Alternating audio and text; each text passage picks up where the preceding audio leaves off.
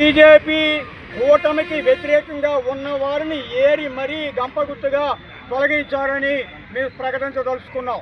ఇవాళ కర్ణాటకలో రాహుల్ గాంధీ బయటపెట్టినట్టుగా దేవానపురిలో మహదేవపురిలో 75 లక్షల ఓట్లు మాయాజాలం జరిగింది.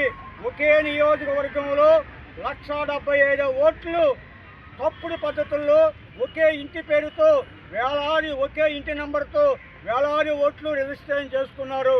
నిన్న సుప్రీంకోర్టులో ఒక న్యాయవాది ఎన్నికల కమిషన్ చనిపోయారని చెప్పినటువంటి 15 మందిని సుప్రీంకోర్టు న్యాయమూర్తి ఎదుట ప్రదర్శించడం జరిగింది. ఇదంతా చూస్తే ఓట్ల తాలూకా అవకతవకలు ఒక పార్టీని గెలిపించడం కోసం ఈసీఐ సహకారం చేస్తుందని చెప్పి ప్రజలు ప్రశ్నిస్తూ ఉన్నారు. ఈ ఓటు అనేది చాలా విలువైంది.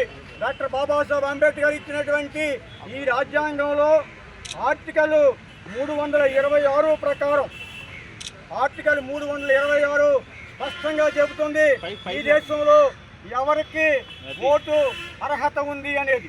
ఈ అర్హత కలిగిన వాళ్ళందరినీ కూడా రకరకాల కాగితాలు అడిగి చివరికి ఇది ఎవరిదండి, ఎన్నికల కమిషన్ జారీ చేసినటువంటి గుర్తింపు కార్డు. ఈ గుర్తింపు కార్డుకు ఎన్నికల కమిషనే కాదంటే ఇంకెంతకంటే ఘోరం ఇంకేమైనా ఉందా? కాబట్టి ఈ రాజ్యాంగం ప్రకారం ప్రజలకు ఇచ్చినటువంటి బాబాసాహెబ్ ఇచ్చినటువంటి ఓటు, ఆయన ఒక మాట చెప్పారు, ప్రతి ఒక్కరికి ఒకే ఓటు, అన్ని ఏ ఓటుకైనా ఒకటే విలువ. ఈ విలువ మనకు తెలిసిన దానికంటే ఇవాళ దేశాన్ని ఏళ్తున్న వాళ్ళకి తెలిసింది. ఈ ఓట్లని గంపగుత్తుగా కొల్లగొట్టి మళ్ళీ వివిధ రాష్ట్రాల్లో అధికారులు చెలాయించడం కోసం వారి ఓట్ల మాయాజాలను సిద్ధపడుతూ ఉన్నారు. ఇవాళ మీ ద్వారా మేము అడిగేది, ఎన్నికల సంఘమా, మా ఓటు జరభద్రం, మా ఓటు చోరీ కానివద్దు. కోట్ల కొద్ది ఓట్లు చోరీ అవుతున్నాయి. ఇవాళ బీహార్లో మీరు చోరీ చేసిన ఓట్లు 9%. దేశవ్యాప్తంగా ఈ ఓట్లు ఎస్ఐఆర్ కనుక చేస్తే 9 నుంచి 10 కోట్లు. బీహార్లో రద్దు చేసింది 70 లక్షల ఓట్లు అయితే 100 కోట్లలో 9% అంటే 100 కోట్లలోనూ 9 కోట్ల ఓట్లను మీరు లేకుండా చేస్తూ ఉన్నారు. ఇవాళ దేశ జనాభా నానాటికి 140 కోట్లు పెరుగుతూ ఉంటే జనాభా పెరుగుతుంది, ఓట్లు తగ్గుతాయండి. ఖచ్చితంగా ఇది మాయాజాలం. ఈ ప్రభుత్వం కావాలని చేస్తుంది.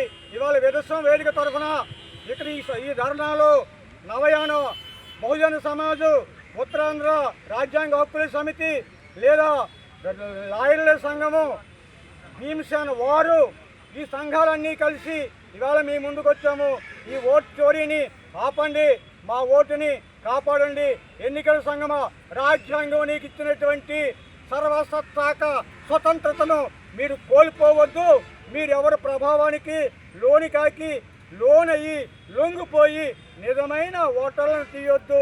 ఈ ప్రజాస్వామ్యానికి మొదట మెట్టు పునాది ఓటు మాత్రమే అని చెప్పి మేము స్పష్టం చేస్తూ ఎస్ఐఆర్ని రద్దు చేయాల్సిందిగా డిమాండ్ చేస్తూ ఉన్నాం.